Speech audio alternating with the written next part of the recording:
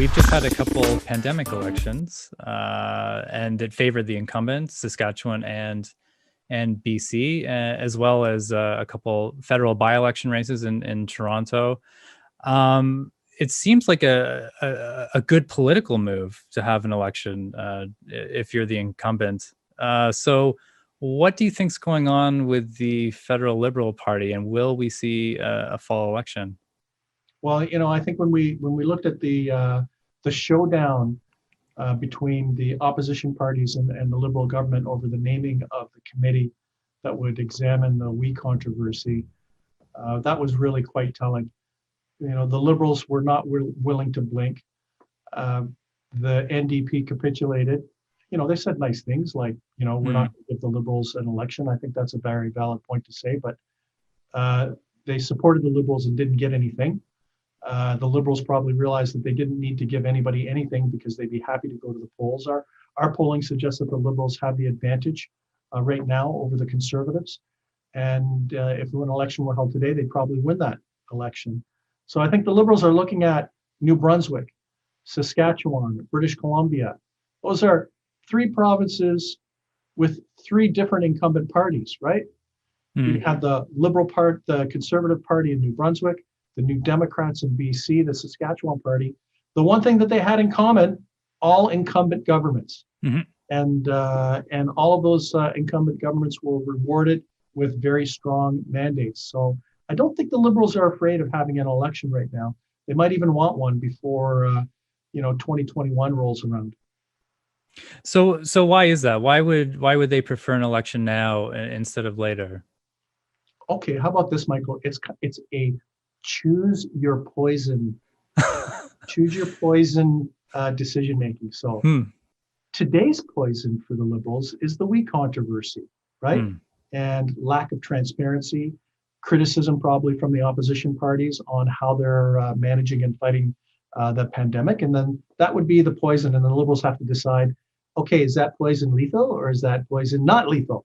The second poison is in 2021 and 2022, where there's less stimulus, people are losing their jobs, businesses are closing because there's less support for businesses, and the economy is in the gutter. And who knows what happens, whether, we're on wave 2 of the pandemic. There's nothing to say that there could be, clutch your chest, a wave 3 of the pandemic.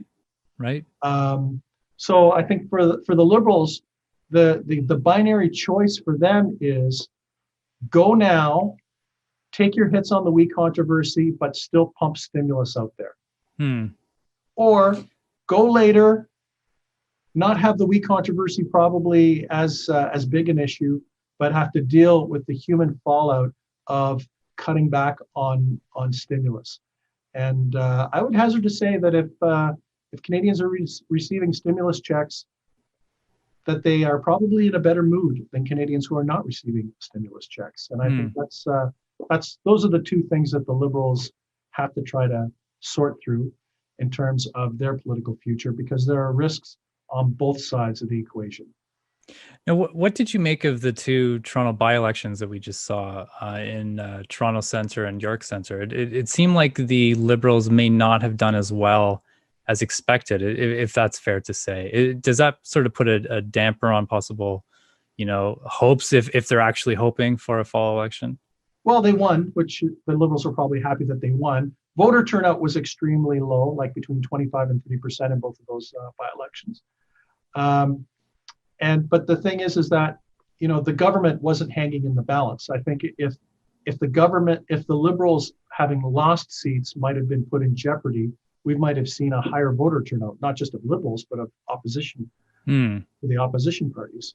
But I think the two key takeaways, why don't we say three takeaways that I have from the by-elections. First of all, Annamie Paul in Toronto Centre did very well. Considering how she did in the last election and that she was in a very safe Liberal riding, she did very well. And I think there's a little bit of enthusiasm in I'll call it the Green Tribe, with her as the leader. And she did very respectably. The other thing is that the Conservatives actually did pretty well in the York Centre riding. And I think the Conservatives are enthusiastic. And my third comment, and this is, can I put a little asterisk? Sure. Maxime Bernier, People's Party Oh, of Canada. I don't think the Conservatives have to worry about vote splitting. He decided to run in that riding. I don't know why he did that, because he puts his personal brand at risk.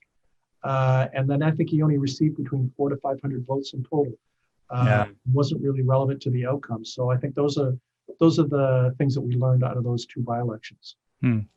Now, my final question on this: what do you think the strategy is going forward for the Green Party? Where might we see Annamie Paul run?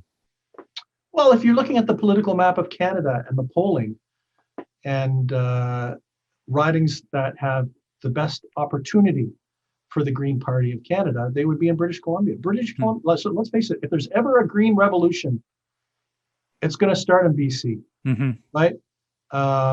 There are, they now have 3 provincial members. They have federal members.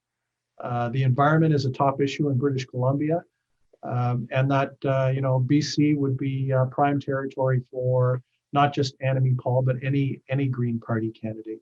So I think if there's any kind of future opportunity in British Columbia for her to run, that should probably be at the top of her list as a pretty high priority.